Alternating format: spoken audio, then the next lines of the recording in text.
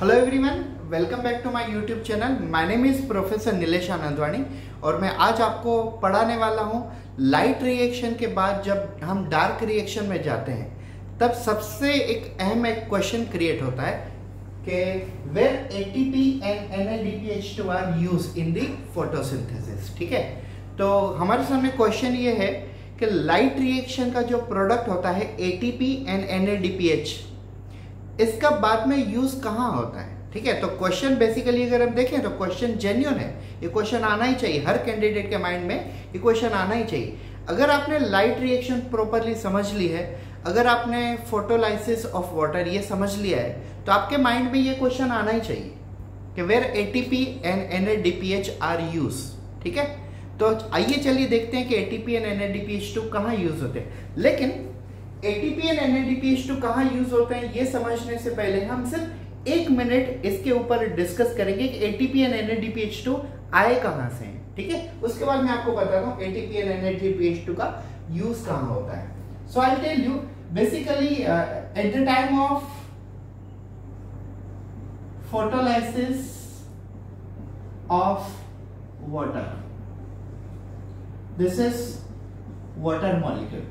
In the process called light reaction, when we are using photosystem second, in the process of light reaction when we are using photosystem second, this water get split, or you can say this water get break down into two different components. One is hydrogen and second one is oxygen. We know that this oxygen goes into air and becomes a part of breathing.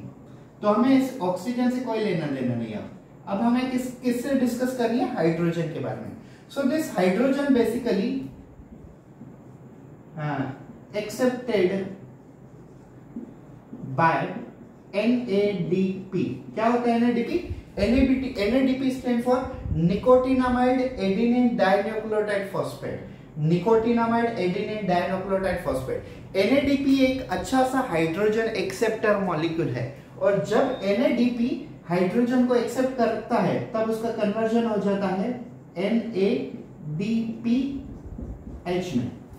ठीक है, मतलब ये क्या होता है? Nicotinamide adenine dinucleotide phosphate, when it receive hydrogen, when it accept hydrogen, it get turn into nicotinamide adenine dinucleotide phosphate hydrogenase।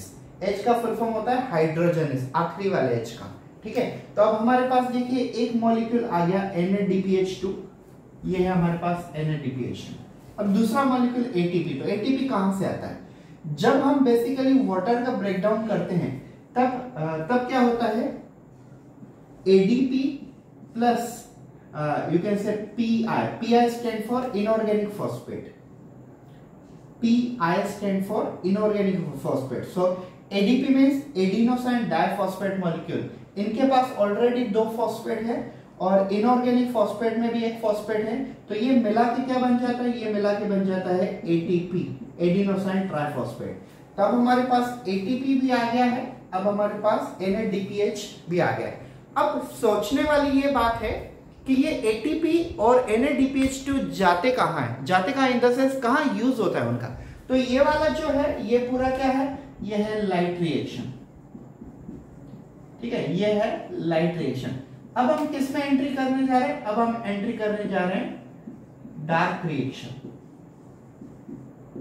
ठीक है, अब हम एंट्री करने जा रहे हैं डार्क रिएक्शन में। तो डार्क रिएक्शन में हम कैसे एंट्री करेंगे? सो आप एक चीज समझ लीजिए, the product of a light reaction, the product of light reactions are product of light reaction are ATP and NADPH2। So ATP और NADPH2 ये क्या है? ये दोनों के दोनों लाइट रिएक्शन के प्रोडक्ट हैं, और अब हम इस लाइट रिएक्शन के प्रोडक्ट को किस में यूज करेंगे? डार्क रिएक्शन में यूज करेंगे। And we know that dark reactions are of 2 category. One is a Kelvin cycle and second one is HSK pathway। अब केल्विन साइकिल का मतलब क्या होता है? C3 साइकिल और C3 पाथवे। और HSK में क्या होता है? C4 साइकिल या तो आप कहो C4 पाथवे। लेकिन दोनों में एक चीज कॉमन होती है, देखिए, either you are using you can say C3 cycle or either you are using C4 cycle। C3 cycle मतलब क्या होता है? ऑल डाइकोटिलोडोनस प्लांट जिसके सीड के दो पार्ट्स होते हैं वो सभी डाइकोटिलोडोनस प्लांट C3 कैटेगरी में आते हैं, और C4 कैटेगरी में वो आते हैं जिनके सीड के दो पार्ट्स नहीं होते, मतलब सभी के सभी मोनोकोटिलोडोन प्लांट, जैसे राइस हुआ, वीट हुआ, ज्वार बाजरा, फिर वो हम कहते हैं बेसिकली कॉर्न, मक्की। तो ये सब C4 कैटेगरी में आते हैं और सभी डाइकोटिलोडोनस प्लांट C3 में आते हैं। अब बेसिकली अगर हम C3 की बात करें तो C3 में क्या होता है? Atmospheric carbon dioxide is accepted by 5 carbon containing ribulose bis phosphate in presence of enzyme ribulose bis phosphate carboxylase get converted into 3 carbon containing compounds such as a PGA, phosphoglyceric acid। ठीक है, तो अगर हम dark reaction में Calvin cycle में पहली reaction discuss करें जिसका नाम होता है कार्बोक्सिलेशन, तो कार्बोक्सिलेशन में क्या होता है? Atmospheric carbon dioxide is accepted by 5 carbon containing compound called ribulose bisphosphate in presence of enzyme ribulose bisphosphate carboxylase get converted into 3 carbon containing compound called PGA। it's a 3 carbon containing compound, that's why it is called C3 cycle। लेकिन C4 में ऐसा नहीं होता, C4 में कुछ अलग होता है। क्या होता है? Atmospheric carbon dioxide is accepted bye phosphoenol pyruvic acid। it's a 3 carbon containing compound, carbon dioxide plus PEPA in presence of enzyme PEPA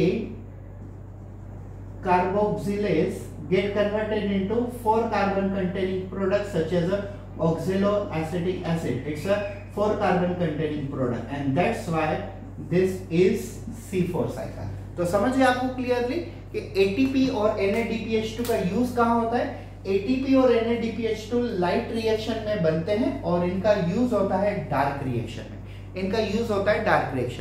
एक आप चीज समझ लीजिए, हमने जो स्टार्टिंग में हमारा जो टॉपिक है वो टॉपिक है फोटोसिंथेसिस। तो फोटोसिंथेसिस में क्या हुआ था? Carbon dioxide plus water in presence of sunlight get converted into C6H12O6 as a product, और फाइनली बाय प्रोडक्ट क्या मिलता है?